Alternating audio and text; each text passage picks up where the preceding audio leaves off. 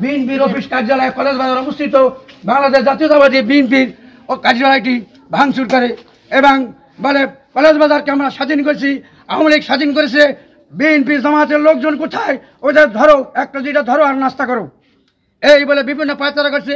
পাশে কলেজ বাজার সংলগ্ন একটি ঘের, সেই ঘেরের পাট উঠাইয়া তারা মাছ ধরে, তারপর সূর্যমুখী গোড়ায় আরেকটি ঘের, সেই ঘেরে তারা হামলা করে এলাকায় বেশি বড় ধরনের ত্রাস সৃষ্টি করে। আমাদের দাবি এই দুষ্ট লোকদের, এই ডাকাতদের সুষ্ঠু বিচার দাবি করি আমরা। আমি বিএনপির সভাপতি এই ওয়ার্ডে। তারপর শুনলাম যে জাগরের পর ঘটনা কি তখন তো এদিকে আসা সম্ভব না ওই রাত্রে এলাকায়। এখন আমি 11টা-12টার দিকে আবার খবর পাইলাম যে ওই ঘটনাস্থলে পুলিশ আসছে। পুলিশের সংবাদ পাইয়া আমি লগে আর 2 জন লোক লইয়া আমি আস্তে আস্তে আউগাইলাম। আমি আউগাই দেখলাম যে এখানের ঘটনাটা হলো এই সাইকেল মল্লিকের একটা ডিপু করছিল, মাছের ডিপু ব্যবসা করতো, ওই ঘরটারে কোপাই তছনছ করছে, আমার এই বিএনপি অফিসটারে কোপাই তছনছ করে ভাঙচুর করছে। হ্যাঁ, আর বলতেছে ওই কথা যে শেখ হাসিনা 26 তারিখে আসতেছে, তোমরা আওয়ামী লীগের যে যেখানে আসো বেরোই আসো, ওগো দিন শেষ, এই জাগর দিছে। এবং প্রকাশ আমি দেখি নাই, তবে আমি তো এদের কাছ থেকে শুনছি যে এদের কাছে চাপাতি, রামদা, লোহার রড, কুচাইনিজ কুড়াল, বিভিন্ন অস্ত্র সজ্জিত এবং ঝামাঝাম কোপাইছে, আমার অফিসটা কোপাইছে আর এইটি ভূগটারে কোপাইছে। ও গোড়াখালে প্রথমে শুনছি ওই বাসার বাড়ি নাকি ভাঙচুর করছে, আগুন হতেছে নাকি। আমি এই সংবাদ পাইয়া যখন আপনার পুলিশ আসছে তখন কিন্তু আমি ঘটনাস্থলে চলে আসছি। আমরা এই সন্ত্রাসীদের সুষ্ঠু বিচার আমরা চাই।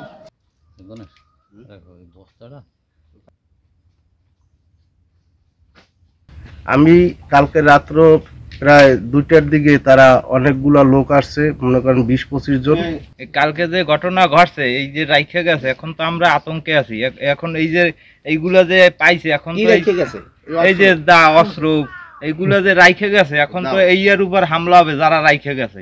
এখন এর জন্য আমরা আমাদের সিকিউরিটি, আমাদের উপর হামলা আসতে পারে।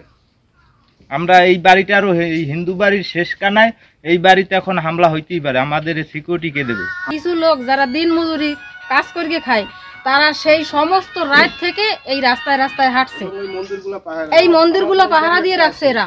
আজকে অনর্থক ভাবে দেন, এই লোকটা অসুস্থ, এই গ্রামেই একবারই সে কাজ করে, আজ 3-4 দিন সে কাজে যাইতে পারে না, তার হাত পাও খিচুনি রোগ আছে, মাঠে একবার এইভাবে অসুস্থ হয়ে পড়ছে, আজ কয়েকদিন কাজে যাইতে পারে না। এই সারা সকাল থেকে ওনার হাত পাও সবচে আমি আর আমার ছেলে এই অসুস্থ মানুষটারে অনর্থক ভাবে বিপদে ফেলাইয়ে গেছে।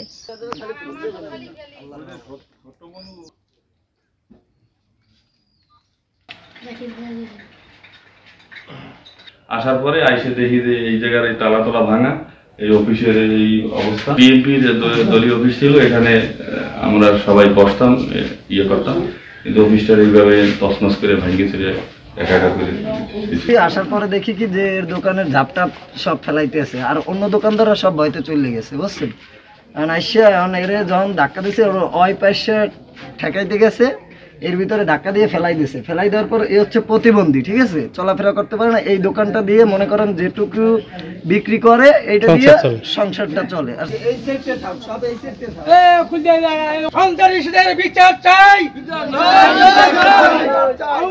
সন্ত্রাসীদের বিচার চাই, বিচার চাই, গ্রেফতার চাই, গ্রেফতার চাই, বিচার চাই, বিচার চাই। সাইফুল মল্লিক জেলখানায় একটা ওয়ারেন্ট ছিল না, ডিবির মালিক, ঘরের মালিক, ঘরের মালিক এসে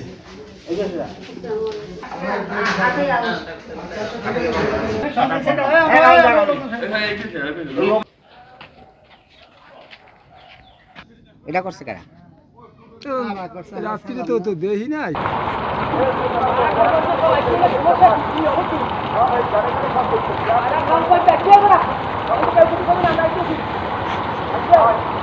ওই